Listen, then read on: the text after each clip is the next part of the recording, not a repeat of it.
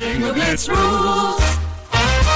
If your bingo has ads in it, That's not a bingo. if it doesn't have the coolest tournaments, mini games, and the most breathtaking design, Nope, not a bingo. if your bingo moment makes you feel so excited that you just want to burst in joy and scream out loud, bingo! Sorry, so you're playing... Bingo Blitz? Now that's a bingo.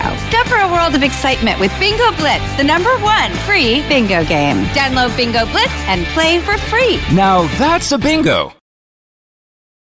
Hi, I'm Jennifer, a co-founder of the Go Kid Go network. At Go Kid Go, putting kids first is at the heart of every show that we produce. That's why we're so excited to introduce a brand new show to our network called The Search for the Silver Lining, a fantasy adventure series about a spirited young girl named Isla who time travels to the mythical land of Camelot. During her journey, Isla meets new friends, including King Arthur and his Knights of the Round Table, and learns valuable life lessons with every quest, sword fight, and dragon ride. Positive and uplifting stories remind us all about the importance of kindness, friendship, honesty, and positivity. Join me and an all-star cast of actors including Liam Neeson, Emily Blunt, Kristen Bell, Chris Hemsworth, among many others, in welcoming the Search for the Silver Lining podcast to the Go Kid Go network by listening today. Look for the Search for the Silver Lining on Spotify, Apple, or wherever you get your podcasts. What's up, everyone? It's Noah Daniels. Hey y'all, I'm JJ. Hey guys, it's Kat. And we're your hosts of the Real Hauntings podcast, where we bring on guests to share their first-hand encounter ghost stories and supernatural experiences. Now on to the trailer. I've been warned to not tell this story, but I think because of the way it ends, it's okay to tell this story, because some people say that with certain entities, to like speak of them or talk about them or in any way like portray them as powerful will attract them to other people. The creepiest thing about it to me is a lot of times it would wait for me to notice it. Like it would just lay its arm out like this, and then I'd be like, where is it? Where is it? And then I'd see it, and then it would just slither back. For more information on the Real Hauntings, Real Ghost Stories podcast, make sure you check out real.fm to learn more about our podcast and many other amazing podcasts.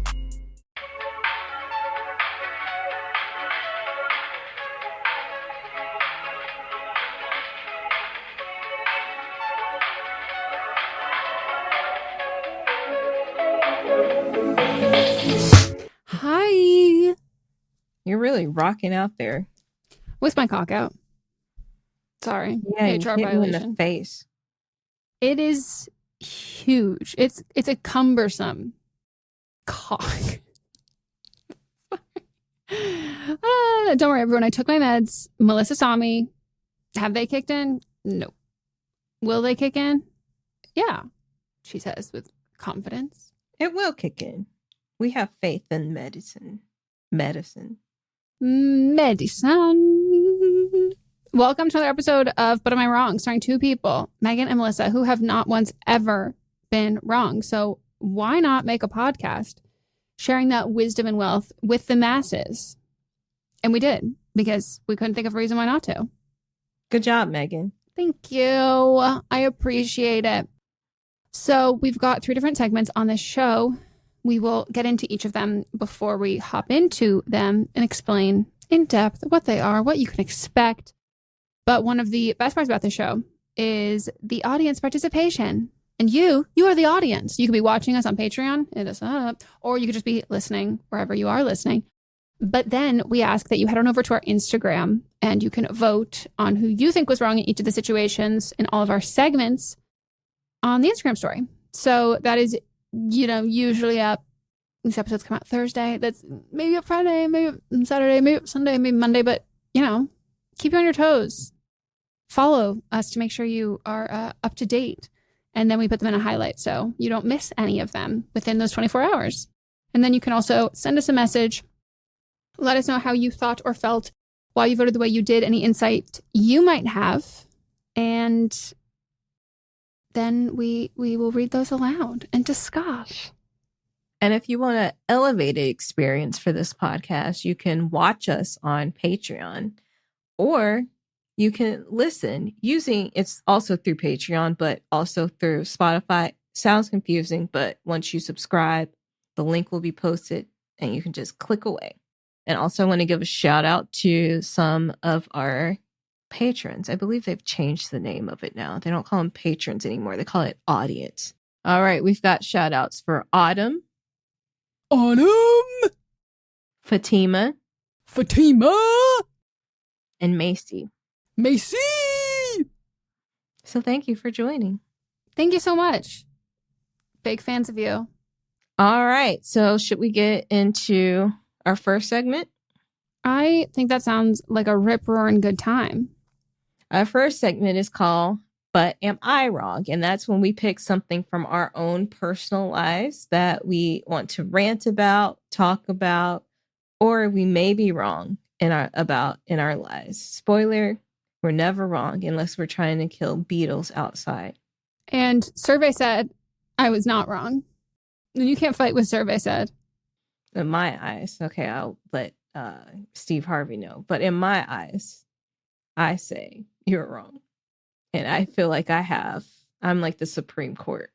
I may be a little shady. Yeah. But my word is final. Sometimes that's good and sometimes that's not good. All right, you're up. Oh, I have a hot take, which I don't know how hot of a take it is for me. But before we get into it, I just want you to all know that I am a huge proponent of two things in this world: divorce and double standards. Okay. And we're diving into my double standards. I have a bold take, and that bold take is social media and becoming an influencer. That is not for straight cis men. Is not for you. First of all, you have war.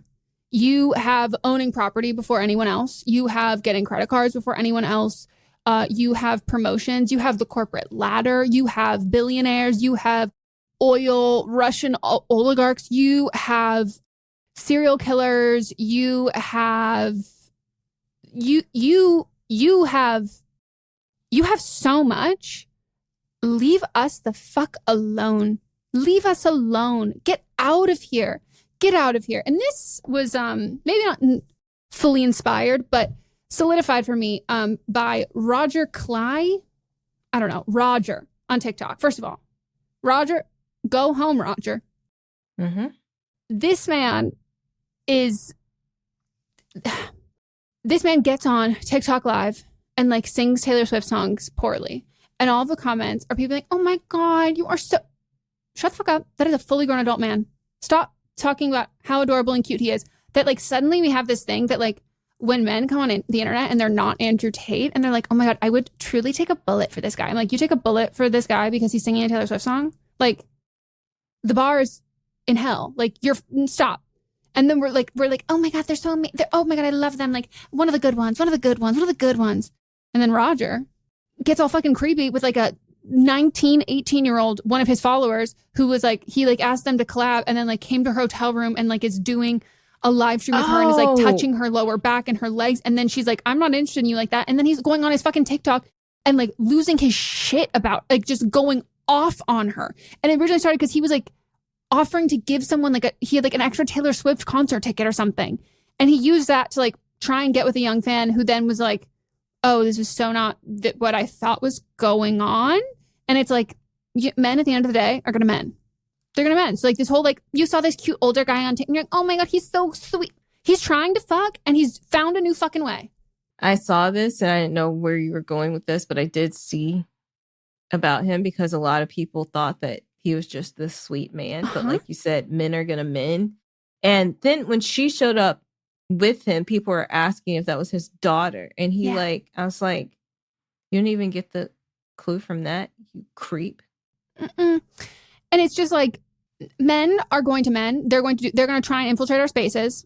They're going to do this shit.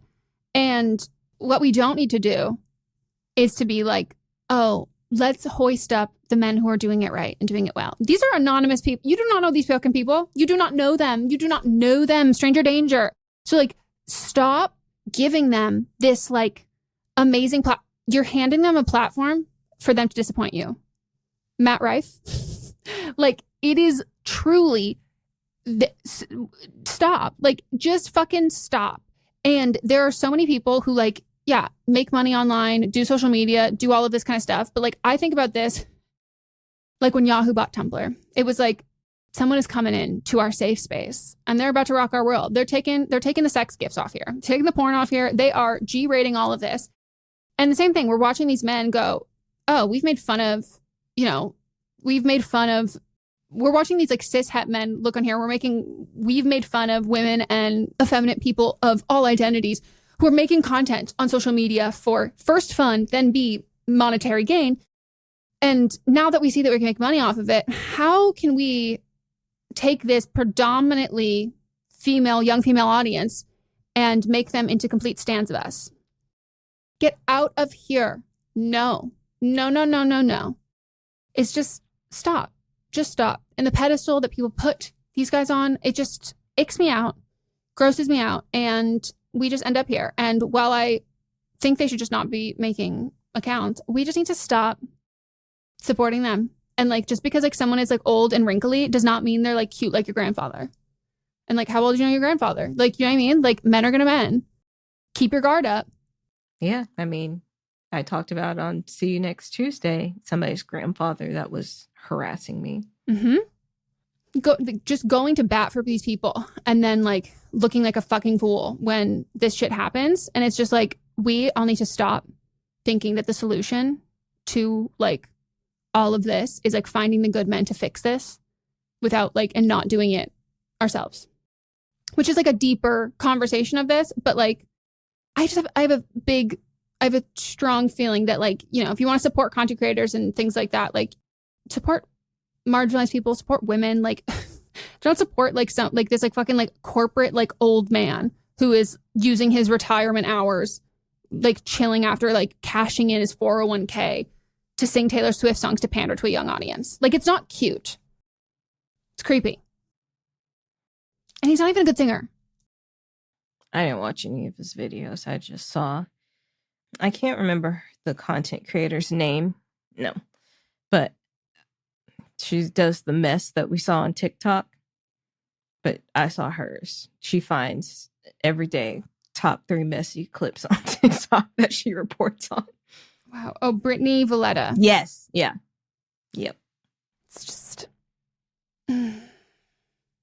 All right. Well, my turn. Wonderful. Mine is very unserious, but also serious. And I just want to say that my comments that I'm about to make are not disparaging against Charmin, the brand. I love you so much. You're my favorite. I have you on auto order. The red package is my favorite. What I have issue with, and it really shakes me to my core, is the fucking Charmin bears. Why? If you don't know, the Charmin bears are these cartoon spokes bears. And in every commercial, they're complaining about the cleanliness of their ass and wiping it. I've been binging something that I have to binge, and it isn't available without commercials, which now in the midst of the strike, I am like, bring back commercials anyway. I love a commercial break. And the commercials are in at least 2 or 3 of the commercial breaks every episode. And I do not need to hear them talking about cha-cha-cha Charmin anymore. I'm over it. I do not need to hear about them cleaning their asses. I don't like how in the different, like, I've noticed this now, and I'm sure everybody else has noticed, but they change colors depending on what commercial that they're in. So if they're talking about the one in the blue package, then they're blue bears. And if you're talking about the one in the red package, they're red bears. But sometimes they're brown. And I'm like, is that when y'all are just talking about shit? Which, gross. And then they're also like, they're the same bears, but there's a commercial where the red father bear and the blue father bear were racing to a porta potty. So, like, are they clones of each other? Because they have the names. They're sister wives. They, like, I just don't like how they have regular, like, meetings about the quality and texture and thickness of toilet paper, and they feel like they have to schedule family meetings for this. I also don't like why they're always dancing and rubbing their faces on the toilet paper and then wiggling it around. And then the camera is always zooming in on their butts. Sometimes they're 3D. Sometimes they're just flat drawings and their names. We've got Leonard. What the Molly. Leonard is the father. Molly is the mother. And Leonard and Molly, like, those are two different generations. Big age gap. Do they have a huge age gap? And then the kids' names are Bill, Amy, and Dylan. And I was like, Bill is his name. Is his name William? No, his name is Bill, and they call him Billy as a nickname. And like, who's just named Bill? In this day and age, we have Liam, Will, and at that young age, maybe Willie. But like, what child's bear is named Bill? Maybe his first name is Billiam.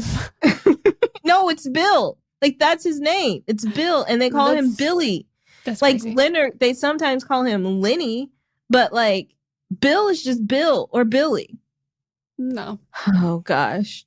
Also, in the universe, like when they went to the airport, the other bears are wearing clothes. So these bears are just walking around naked all the time. The episode when they went to the episode. They're basically episodes. They're mini episodes. That commercial where they went to the airport, the security guard was scanning Leonard's butt with the metal detector thing. And I'm like, what is in his butt that you need a metal detector for? I mean, apparently a lot, because the toilet paper is very important to him. Like, he's stuffing shit metal in his butt. He's transporting things across country lines. Cocaine bear. And then also, like, we do know that one of the kids does wear drawers, because there's that one commercial where the mom and dad, Leonard and Molly, are like pointing at the drawers sitting on the floor where they're evidently think that there's skid marks around it. And they're like, you pick it up. No, you pick it up. And then one of the kids slides in and he picks it up and he goes, I'll get it. And then he's all like, because my hiney's clean. Like, why are you singing and shaking your butt after you've wiped your ass and your parents thought that there was shit in your underwear and you're singing about your hiney being clean? Ma'am, I have not seen a single one of these. And like, this is crazy. Like, this is genuinely like, this is someone needs to check in on, like, with love. Are they like just really afraid of bidets? Like, this feels intense.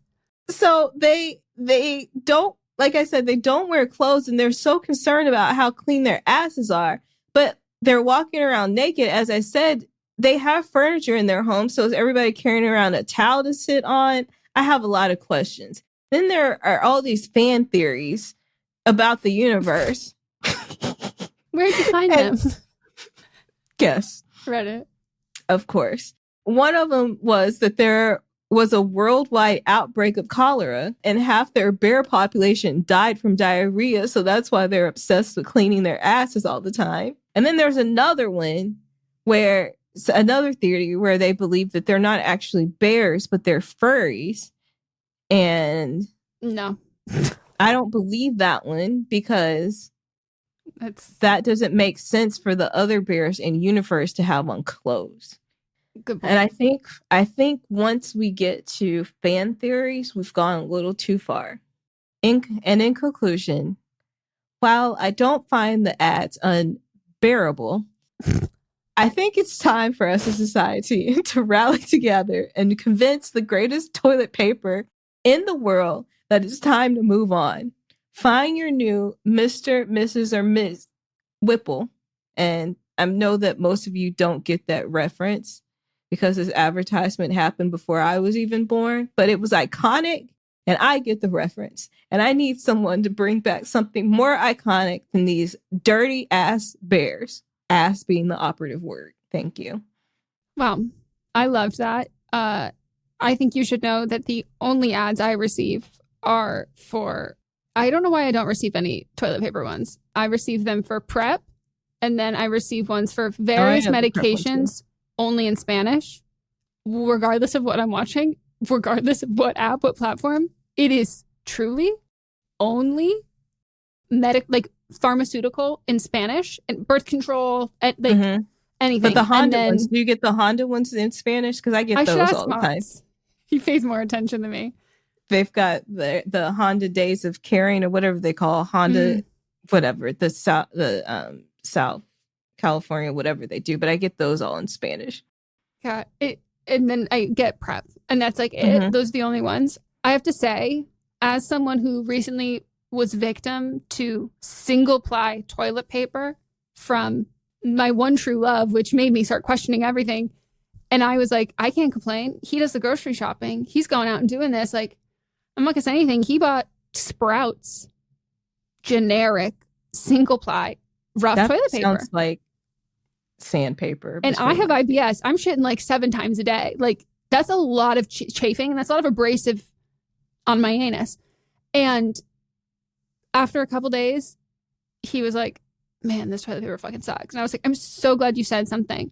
Yeah, So, because you use it twice as much as he does, literally, front and back. So yeah, and I'm like, I'm getting raw, and not in a pleasurable way. I'm getting raw, no dog. And to that, like, Charmin, wonderful product. Yes. And maybe what they need to do is start investing on like giving people single ply toilet paper and like how much it fucks up their life, and then like coming in to save the day. I like that idea because like I truly am a Charmin stan. And so I love you, but like these commercials have got to go. See, I don't even know how much I agree with that though, because everything you said was very funny. I love a hee hee ha ha in my marketing. Here we are. I'm going to, I think you would actually like the Heine one when the bears, the little bear, I think it might be Bill, one of them, is dancing with his ass out, talking about my Heine's clean. Faye, just, do you think he's going to hold on, grab the wall, wiggle like he's trying to make his ass fall off? Yes, that's actually how he is moving. You know what they need? They need to do a collaboration with one of those weird as fuck, very literal rapping lyricists. They need to do one of those where it's like, this is not sexy, but this does. Like, if you told me wiggle like you're trying to make your ass fall off, and you told me that if you don't get Charmin, that's what you're going to have to do when you're in the bathroom, I go, take my dollars. I'm spending my money on Charmin. If you say, do you want to fuck the guy who sang that song? No. But like, if we're trying to sell toilet paper, I do actually think that message works. What we need is a collab. Who wrote that song? Slow down. I don't know. Grab the wall. All right. Well, let's take a break. And when we get back, we'll get into But Are You Wrong?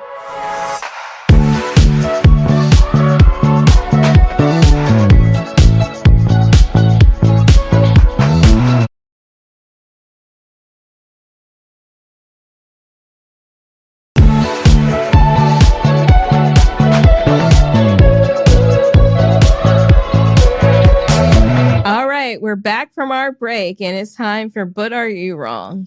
And that's when y'all write in and share the predicaments that are going on in your life. If you want to submit for But Are You Wrong, you can send us an email, 300 words or less, to butamiwrongpod@gmail.com and explain the situation that you would like to get our verdict on, if you are the hero or the villain. Hi, Meg and Melissa. Today, my dad came home from work and told us that one of the recent bachelorettes came out as having a girlfriend. My mom's immediate reaction was to question whether she went on the show with ill intentions and only for fame. This made me immediately upset since she has never previously questioned her or other bachelorette's intentions. So it was weird that she all of a sudden started talking about this when someone came out as gay. I then said that the bachelorette could be bi, which explained that why she was in fact interested in finding love with men on the show, or she simply didn't know she was only attracted to women until now, which is what she did actually say when she went on The View. My mom didn't seem content with those explanations and said she thinks that most people, quote unquote, just know that they're gay. So she probably knew she wasn't actually interested in men there. I tried explaining compulsive heterosexuality to her, but that didn't get far with her. Eventually, the conversation steered towards my bisexuality and how they're uncomfortable with that idea since I told them about it while in a long-term relationship with a man. This then led to an even bigger blow up and them being upset for me making this conversation about anything other than people in general going on The Bachelorette for fame. Am I wrong for creating a bigger conversation about this? It just seemed odd to me that my mom's first reaction would be questioning the Bachelorette's intentions instead of being happy for her coming out. They say they are supportive of the LGBTQ plus community, but when actually confronted with things regarding it, they seem to really contradict themselves and are especially biphobic. I'm 22, she, her pronouns. Grr. You're not wrong at all. No. Your parents are bigots. I would question, like, I'm a little curious about, like, do you watch the show with them? Because, like, the show is, like, very heteronormative. And is this something that, like, you enjoy watching? Is this something that they watch, like, with you? Or, like, are your parents, like, into reality TV? Because, like, do they talk about this, like, other reality television show contestants? Like, do they talk about them like they're not people? Because I think that can't... your mom getting upset with you making this like a larger conversation. Like, these are real people. Like, it's always going to be a larger conversation, like, regardless of what the topic is, because, you know, some of the things you might be saying will ring true for other people who are involved, or like real life circumstances and things like that. So I think that's like a very weak argument on your mom's part. And like, I think the whole thing is very biphobic. There's like a lot of hatred that women have towards like other women. And I mean, this is about Gabby Windey I didn't watch her season of it, but I watched her on The View, and like I've seen clips of her, and like she's great, she's wonderful, she's funny. But there's this like notion and idea that the ultimate goal for women and like the ultimate success is getting a man and like getting married and like having kids and having the Prince Charming. And then if people do not do it exactly how they want on reality TV, when people watch it, they get upset because they feel like they were robbed. They should have gotten that chance. Someone else more deserving should have gotten this chance, that you're supposed to be these like demure, humble damsels in distress. And like, you've been given this opportunity, and like that you have to conduct it in exactly like the right way, which I think is fucking hilarious. Because if you want to talk about true intentions, pure, true love, like, turn off the fucking television. Like, you cannot hold things that are supposed to be entertainment to the standard and expectation of like how you want people to conduct themselves in the real world. Get out of my head. I was going to say that almost identical. Starting from when you said the entertainment. AMFM. Yeah. Like, it's just like, it's absolutely crazy. And like, the way you talk about real people, plot twist, the real people in your life who relate to the shit you're talking about, other people, they will be offended by that. And they have every right to be. Just the same way, like, I don't know, is your mom like a woman over 50? And you see a woman over 50 on TV and being like, oh my God, women over 50, she's just chasing her youth. Like, she's just like desperate, like, just, and you go off on that, and you're like, and she's like, that really hurts me. And you're like, it's not about you. I'm talking about her. And it's like, we share that exact same thing. Like, there is no difference between that. So I would say, start doing that. Yeah, you know, I would too. Point things out. Be like, I wasn't talking to you. That's just me being an instigator. Mm-hmm. But your parents aren't thinking of, like Megan said, real people, as in, it seems like they're making allowances to you because they love you, but not to other people that they don't know. Which, why? Because that's their actual feelings.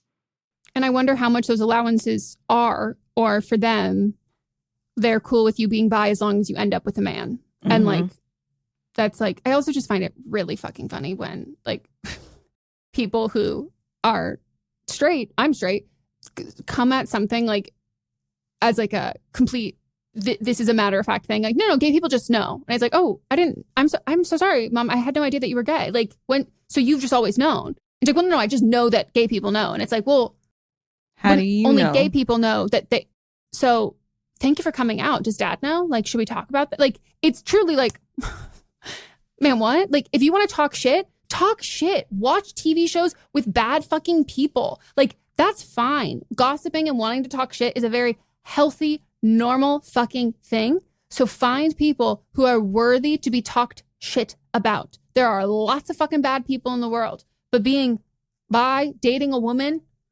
being a woman is not grounds for talking shit. Tell her to listen to this podcast. Ethical shit talking. Mm-hmm. Gabby's also going on Bethany Frankel, her podcast. People were like, oh no, girl. They're like, she doesn't know. Girl, get out. Yeah. Yeah. I mean, like, if it wasn't for TikTok, I would still be pro Bethany. I was very much on Bethany's side until TikTok came along. And then I'm like, oh, this is a horrible bitch. this This a is just really horrible, bad. miserable bitch. Yeah. This is a woman who is unhappy. I should have listened to Omarosa a long time ago. All right, next one. It's your turn, right? Yep, my turn. Hey, Queens. I am the only employee in a boutique in a small town and work alone. My desk is tucked away in a corner and I do a lot of work there and hang out while people shop and look around. I sell furniture, as the princess of the furniture throne. I appreciate you. I sell furniture and people love to walk through the store just to look, get design inspiration, or to kill time. Less than half the people who come through actually buy, but I have conversations with customers closer to 2/3 of the time. I think a lot of people come in the store and worry that I will be a pushy salesperson. I actively try not to be that. I just want to seem approachable. The store has gotten a couple good reviews because of me and the way I treat people. As people leave the store, I try to thank them for coming in or wish them a good day. I think it's a nice thing to do regardless of whether or not we've spoken to each other. I've noticed a lot of people really don't bother to respond to this, and it really bugs me. I think it's being rude. I've been in customer service since I was 13, and I've always thought it's nice to thank people, even just for foot traffic through a small business. I make an effort to thank every store clerk in the shops I visit. It's important to show support to small businesses in any way possible. I'm not including people with social anxiety or who are neurodivergent and try to remind myself that may be the case every time I'm ignored. But am I wrong for being annoyed at being ignored? Do I just have a superiority complex? Joking, kinda. Would love to hear your insight. I do think it's rude when people don't speak or acknowledge. As someone who worked in customer service for years, when I say for years, as someone who worked in customer service for like 2 months, quit a job, then go to another type job, work a couple months, quit. But I was always on my A game and always speaking to people. And I think a small nod is fine. But I'm wondering, since you said you are working at your desk a lot of the time, if maybe you don't seem as approachable as you think you might be seen, if you're not like up near the entrance or exit or something in the store. And so they may think you're busy and they hear you, but it's not processing until they've like left. Because I can understand that. I think maybe like if people are in the store, then you just kind of stand and acknowledge, and you can stand away from them, but just stand alert so that they know that like if they need something, you're there. And then, you know, go back to your desk when somebody's not in. And I just don't think a lot of people realize they're doing it. I will say there are rude people in the world. Oh, yeah. But I think for the most part, when you're doing customer service, most people have just like common courtesy. Yeah. I think like it's hard if you're not in people's eye line, like to know, like you said, like you don't know if they're going to be on the phone or they're typing an email. And so like when you are not so engaged and like, which I'm going to say, like, I prefer salespeople who are like they're not like down your throat, especially when it's like someplace like furniture. Like I'm like, come on, no one's buying this here today right now. Like you're just looking around. Like I prefer that kind of interaction, but it's hard if you don't like establish it at the beginning of being like, hey, like, welcome. Like, let me know if you need anything. Like, I'll just be sitting right here. Like, feel free to look around. Like, if you have any questions, like something like that where it establishes it. Otherwise, if I walk in and like, I see, like, I don't even know necessarily where you are at, you know, I could think you could be on a work call and I'm like, oh, I don't want to like interrupt. I don't want to like be too loud. Like all of that kind of stuff. Like that's difficult. So I think I would account for 50% of the people not responding to being like a social anxiety or like awkward kind of thing. Like I think it's more people than you think, because it's about like reading the room. And also you have to think like, depending on where you're seated, how someone's vision is, if like they know that you're right there or where you are or anything like that. And I fully agree with what you said, where it's depending on when you say like, have a nice day. There are times where people, and I don't even hear it until the door is shut. And then I'm like, yes, I open the door again. I'm like, oh, thanks. And I'm like, oh, like it has to be enough for it to register in that sense. But yeah, I think you like rude and ill-intentioned people, like that is what I always think. I like to operate on the sense that like I'm I'm never going to assume that that's what someone's doing. Like, unless it's like blatantly obvious or I can like really sense it and feel it. But a lot of the time, like, I know that I can be like like the words that I can say, like I can come across in a way that like is not how I intended or whatever it is. So most of the time, like I just assume people have good intentions or are having bad days or are on the phone or aren't like, you know, doing that. And like, I have to do that because, you know, when a social situation doesn't go your way, that helps me feel better. But then if I don't perform in a social situation how I wanted to, then that also makes me feel better that I'm just like, oh, okay, you know, this is, maybe it wasn't me. Like maybe it was something like that. So, and also like how much are we usually like on autopilot when we're kind of in these situations where you're like, somebody gives you something and you're like, and they say, thank you, enjoy your meal. And you say, you too. And that's not actually what you meant. Or but like, on a and flight. then it's, and then things are just like awkward and you don't know how to fix it. I would say the majority of people aren't being rude. Yeah. I also think a lot of the time when people want to be rude, they want you to know that they're being rude because like they're taking their bad day out on you, and a miscommunication and something that's kind of like, was that rude? Was that not rude? If someone wants to ruin your day, like they're going to go out of their way to like make sure you know that they're going to ruin your fucking day. And so in this kind of a thing, like there is not really a solution because like I also like, I don't think you should have to like be a pushy salesperson that you like don't even want to be without even like trying to sell things, but like trying to like foster more of those conversations and relationships. Like it's hard. And so like, I think recognizing that if it's about you, they will make it abundantly clear that it's about you. Like there is some bad fucking customers, like how they treat everyone. Like it's there, that exists. And I think while knowing that will happen, however often it does, having the things that feel like in a gray area, if you can just do your best to like paint them in like a positive light, so it doesn't feel like it's chipping away at you, but also like, you know, maybe there's something like you change up where your desk is located in the store, or you like put on some music that you really like, or like when they walk in and you're like, let me know if you need anything. Like if you're like listening to music, like I'm in a big, I don't know, Sabrina Carpenter phase, but like if you want to throw something else on, like let me know, like, you know, like something like that, that's disarming and not in a salesy kind of way, because I am very much like an extrovert and I like people in the right situations. So if that's something that like you need to get through your day to like have interactions with like, you know, not just be like by yourself, quiet, doing nothing, then I think finding a way to do that's like positive for you, even if other people's responses aren't necessarily like totally on your vibe, you know? Yeah. All right. Time to take a break. Woohoo!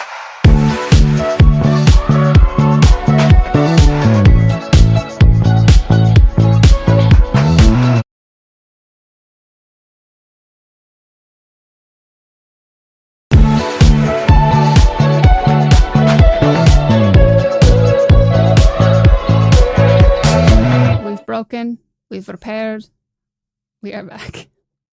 And now it's time for But Are They Wrong? Spoiler, they are. And so this is But Are They Wrong? And that's when we pick somebody in the world who has been the wrong of the week, Rachel of the week, absolute wote, as Megan liked to say. Hasn't said it in a while, but thought I'd bring it back. I love that. And then we pitch and serve it up in a timely manner. And speaking of, you like that? Bitch, I loved that. Okay, precursor, you're only leaving one, everyone, because Mose and I did not coordinate. We both picked the same one. But great. Now we get to talk about it ad nauseum. Mm-hmm. I doubled up on mine, though. Okay. I picked two. Involved in the same thing. Well, I'm going to nominate Laura Siegemund. And I'm, along with that, going to nominate Marijana Veljovic, who's the umpire. Good. Fair. I'm sure I got that wrong, but she got a lot of things wrong. So same boat. She'll understand. So the US Open is currently happening. And I gotta say, there are times when I become patriotic. And it's not for every sport, by all means. But when you give me women's tennis Mm-hmm. Woo! Woo! I'm in there. I'm draping that flag across my shoulders and I am running. Like I am. Call me Sha'Carri Richardson. I am booking it. I am fucking here. I am proud of my country. God bless America, the land I call my home. And this woman is a walking meme. They're in their tennis match. And so I got into the whole deep dive of this because I first saw the video of her serve, which I was like, TikTok, play at 2x speed so I can watch it at normal speed. Ma'am, no, that was the regular speed. It was insulting and infuriating. And Coco Gauff, you are stronger than me. When I tell you I would have served that straight to the dome. Like I would have right between the eyes. Like she made me want to strangle her. Like there's nothing more infuriating to me than watching someone purposely be slow to irritate you. She is moving through, everyone watch the video. She is moving through the air like slow motion. She jumped in slow motion. I don't know how she did that. Focus on your training so then you don't have to sit while you're waiting and you can stand up and follow all the rules and stop spending all that time learning how to jump in slow motion. I truly don't understand this woman because I'm like, what game are you playing? And what? And what? But it didn't work. Like when you play mind games, you have to play to win. And she was not doing it was mental poor man's or physically. Psychological warfare. Mentally it was like or physically, she was not playing to win. So like what game were you in? What match were you in? And so Coco was getting so frustrated with this woman and she was taking so much time. And just so that y'all know, this is kind of like a fairly new rule that players have 25 seconds to initiate their serve or play. And the amount of time increased from 20 to 25. And now there's a clock so everyone can see. And so she was letting the clock run out so many times. And then Marijana was just letting it go. And Coco was getting frustrated where it was like 6 times where it went over and Marijana only called it 1 time. Mm-hmm.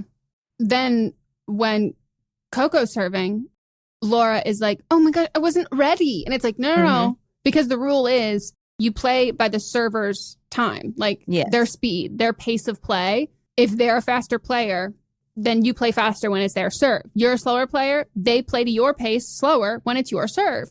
Yes, but you have to do it within that 25 seconds. And it's not at the end. It's not like you have 25 seconds, then hit it. It's like, no, you have to serve and complete your serve within 25 seconds, not wait till 27 seconds and then start your serve, which is, again, in slow motion. And so Coco got frustrated and went up to the umpire, Marijana, and was telling her she was calling her out or calling her in about the lack of penalties that Laura was getting. And Coco said she's never ready when I'm serving. She went over the clock 4 times and you gave her a time violation once. How is that fair? Then there was also a time where Laura was just sitting in her chair. Laura's doing a lot of sitting. Yeah, where you're not supposed to sit down. And Coco had to tell the umpire again, tell that broad to stand up. And the crowd is completely on Coco's side. Imagine. God bless America. Imagine being called out in front of Michelle Obama. How embarrassing. How embarrassing. I would fake diarrhea. I would pick, I have to go home. You've won. I think you should have been playing faster then. Yeah. That's what I mean. You have diarrhea, you should have been playing faster to get home. Someone was driving kind of tailgating a little recklessly yesterday, and Mods was not yesterday, a couple days ago, and Mods was getting annoyed, and I go, that man has diarrhea, and he goes, what do you mean? And I go, I can just tell by the way he's driving. And he cut Mods off and kept driving, and Mods goes, he definitely has diarrhea. And I was like, yeah, he has to get home. Let him get home. But yeah, this was just baffling to me. And also when they called, when she was she can't be sitting down, Laura jumped up oh, we're talking about me, my bad. I'm like, ma'am, you've been around the block, you've done this before, she's why are you playing 15 dumb? Years older than Coco. She's she literally is giving this whole performance being oh, these youngins in the game, and then keeps just accusing Coco of playing fast, oh, she's too fast of a player. And it's no, you are an incredibly slow player and you are stalling. Like, she's literally like leaning into the ageism thing, being like, I'm a frail, fragile old lady. I could not be going any faster. These young, sprightly things. And it's like, oh my God, ma'am, you're a professional tennis player. Like, shut the fuck up. I play faster and I can't breathe and I'm older than her. Yeah, that's what I'm just like, ma'am, no, you can't play this whole like, I'm older and like you're a professional. You're in the U.S. Open. Like, and tennis is a game of stamina. You can't sit.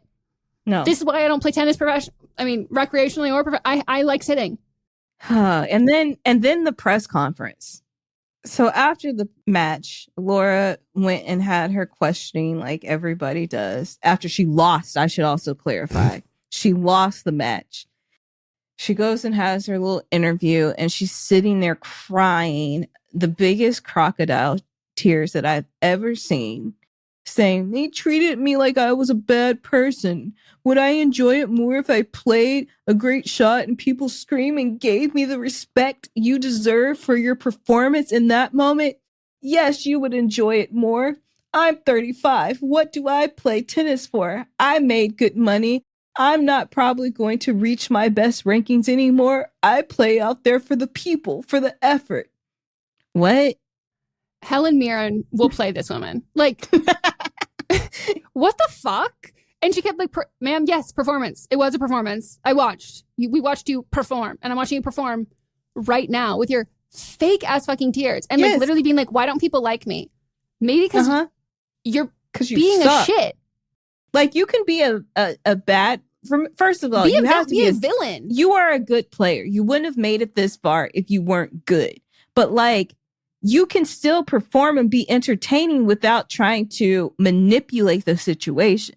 Yeah, play fair. And if you want to be like, if you can do whatever you want to do, you can do your fucking tactics and all of that. First of all, if you're going to do your tactics, win, do them better. But also like, play fair. You can play dirty and still play fair. You're not towing the line and you're not even doing a good job.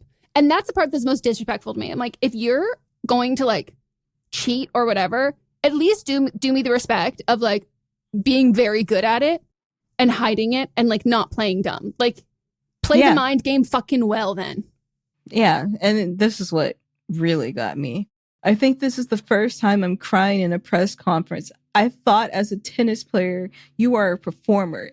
You owe the people. You owe the kids that watch. You owe the people that buy tickets for a lot of money. At the end of the day, I go home and I look at myself and I can say I did a great job. But did I get anything from the people for that? I didn't. Helen Mirren is going to absolutely crush this performance. You are a performer. You literally are a performer. You might be in the wrong profession. Without a doubt. Because these are some Shondaland type monologues. Might I suggest an Olivia Pope spinoff? And we'll call it the bitch baby, because that's exactly what she is. Bitch baby. I love it. And I think it's wonderful and amazing. And when I tell you, when I had to look up how old this woman was, I'm like, man, why are you talking like you have 2 good years of your life left before you disintegrate into dust? Yes. She's like, I'm in my golden years. I'm like, ma'am, you're literally, what the fuck are you talking about? And like, of all of the sports too, like, you're not a gymnast. Like, the age bracket for successful tennis players, like, it is a very wide range. Like, very young, very successful tennis players, but like, you don't age out at 20. Like, that's like not a thing. There's longevity in this sport. Man, why are you talking to us like this is our first day on earth? There's a reason why, like, you don't see like 60-year-olds out hooping. I know. Every week. But you do see 60-year-olds out playing tennis every fucking day. Like, this isn't something where you're just like, the greatest tennis player in the world is fucking 43 years old. Yeah, I'm like, ma'am, can't even imagine how Coco felt, because like, I feel she insulted my intelligence as a passive viewer of tennis. Like, I'm just like, shut the fuck up. And did you see that video of her leaving in the hallway corridor? Yes, I want to know what the fuck she said. What did she say? That woman knows somebody with some money needs to pay that woman, and we need to get the story. I don't think you need to pay her. I think she would be happy to share. I think off the record. I think she wants her job, But I think. But if you pay her enough, she doesn't have to work ever again. Oh yeah, no, she'll do a press conference if you give her the money. Serena's husband, just he has enough money to, pay. Let's get Olympia's dad up in here. Olympia's dad, pay that woman, pay that good woman some money and find out what she said. You don't even need to pay that woman. Just get the security footage, turn the volume up. All I need to hear. Zoom in, high res, get those lip readers on there. Tell me what you said. That one gal on TikTok that's always doing the lip reading, she probably has already cracked the code. I need to look it up. I do need to look it up too. Mm-hmm. I'm going to tell you right now. I saw someone commented saying she probably said that she won the match. And I go, no. She said that's not what she said. She said something. Yep. It's probably in German though. So, but the N word is still the same in German, but we need to get a German lip reader on it. So because there were two people and one of them turned like crazy fast. And to me, I was like, accent. I'm like, or is this because if it's like a delayed couple second response of someone saying it's same word, but like with an accent, you'd be like, did you, what? But that might be, I don't know. Maybe that woman's also German. Maybe that woman is married to someone who's German. Maybe that woman has Eastern European ancestry, has family members who have similar accents. And she knew immediately. She clocked it so fucking fast. Yeah. And that response to that woman doesn't she wasn't trying to appease anyone in that moment. Like that was a true, honest reaction. So I go, so what else do we not hear? How did we get to She probably didn't even expect there to be a camera right there. Yeah. Because it was backstage, essentially. So, well. She's like, I'm going through this door. Nobody will see me. Camera. It was so embarrassing to watch. If you're going to be a bitch, I think everybody has the right to be a bitch. Like, if you want to be a bitch, like, you are born on this earth. You don't have to have anything happen to you to make you jaded and be a bitch. Like, you're allowed to be a bitch for no reason or whatever you want. But, like, you cannot be a bitch and then be shocked when someone says, hey, you're being a bitch. Like, yeah, own it. That's fine. Like, some of the best athletes are fucking villains and awful people. Like, that's fine. That's truly fine. So then do it. But, like, don't act like you are in a retirement home. You've been given 48 hours to go play the US Open and you are on your active deathbed and you are the oldest person in the entire world, and Guinness Book of World Records is there to crown you as the oldest person who's ever lived in the entire world who also happens to play tennis. Like, maybe she's trying to get like an Olay anti-aging like sponsorship. You still have to be positive to do that. Yeah, what sponsor do you think she's going to try and get? Like Monster Energy drink? PragerU, White Woman Tears, Eau de Parfum. It's something in Germany. I don't know. Germans, let us know. You know who could also play her? Do you know her? Who's that? Lauren Weidman. She's in like a bunch of things. She played my mom in my movie. I like how you're picking people that are like significantly older than her that can play her mom and grandmother. Because that's this the woman humor of it. Is convinced that she's an old senile. Like, I'm waiting for her to get up there with a lawyer and say, I'm so sorry. My contestant this was elder abuse. This is elder abuse. Like, Melissa, I'm not kidding. This woman literally is like banking on like Americans are really worried about anti-aging. So like, I'm just going to tell them that like, I'm old and they'll feel bad for me. And I'm like, and you know, she's German and white. So maybe she's like really confused. She like doesn't understand as much how people age. And so she looks at everyone else and she looks at Serena Williams. She goes, that's an 18-year-old. And it's like, no, ma'am, we age differently. Like, we do age. No, shut the fuck up. What a performance. You know what? Maybe Laura needs to get into pickleball. Maybe that's her calling. That's her speed. Well, she's in the second age bracket, 60 and above. So like, it's truly crazy. Like, I'm waiting for her to pull like a Harvey Weinstein and like show up with like a walker, and it's just like, what are you doing? Like, people have Google. But yeah, I also love when someone asks like, Coco, nothing was easy about that match, and then say describe what it was like to play it, and Coco just said slow. Yep. I loved it. It was great. Love to see Coco succeed. All the Cocos in our lives. I was going to say, I love a Coco. All right. Don't forget to listen to Fisting Friday tomorrow, and then our whole slate of shows that starts over on Monday with Don't Blame Me, and then see you next Tuesday, and then we'll meet you right back here on Thursday for But Am I Wrong? There's lore. You got to catch up on everybody. Mm-hmm. All right, well, we'll circle back. Goodbye.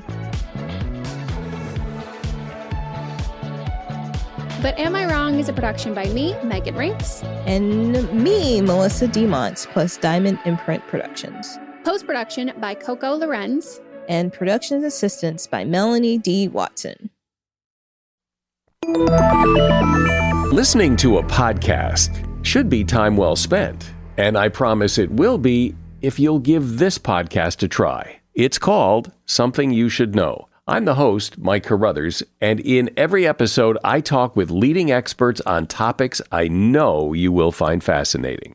From why people can't keep secrets, what your favorite music says about you, why your pet acts in strange ways, and so much more. Something You Should Know is designed to give you information you can use in your life and give you great intel that you can share with others. I'm told it's a binge-worthy podcast. And with over 1,000 episodes, there's a lot to binge on. Something You Should Know has been ranked in the top of the Apple Podcast charts consistently for a long time. I know you're going to like this. I just need to get you to try it. Something You Should Know. It's available wherever you listen to podcasts. Hi, this is Rob Benedict. And I am Richard Spate. We were both on a little show you might know called Supernatural. It had a pretty good run, 15 seasons, 327 episodes. And though we have seen, of course, every episode many times, we figured, hey, now that we're wrapped, let's watch it all again. And we can't do that alone. So we're inviting the cast and crew that made the show along for the ride. We've got writers, producers, composers, directors, and we'll of course have some actors on as well, including some certain guys that played some certain pretty iconic brothers. It was kind of a little bit of a left field choice in the best way possible. The note from Kripke was, he's great, we love him, but we're looking for like a really intelligent Duchovny type. With 15 seasons to explore, it's going to be the road trip of several lifetimes. So please join us and subscribe to Supernatural then and now. Hey, are you ready for some real talk and some fantastic laughs? Join me, Megan Rinks. And me, Melissa DeMonts, for Don't Blame Me, But Am I Wrong? We're serving up 4 hilarious shows every week designed to entertain and engage and, possibly enrage you. In Don't Blame Me, we dive deep into listeners' questions, offering advice that's funny, relatable, and real. Whether you're dealing with relationship drama or you just need a friend's perspective, we've got you. Then switch gears with But Am I Wrong, which is for listeners who didn't take our advice and want to know if they are the villains in the situation. Plus, we share our hot takes on current events and present situations that we might even be wrong in our lives. Spoiler alert, we are actually quite literally never wrong. But wait, there's more. Check out See You Next Tuesday, where we reveal the juicy results from our listener polls from But Am I Wrong? And don't miss Fisting Friday, where we catch up, chat about pop culture, TV, and movies. It's the perfect way to kick off your weekend. So if you're looking for a podcast that feels like a chat with your besties, listen to Don't Blame Me, But Am I Wrong on Apple Podcasts, Spotify, or wherever you get your podcasts. New episodes every Monday, Tuesday, Thursday, and Friday.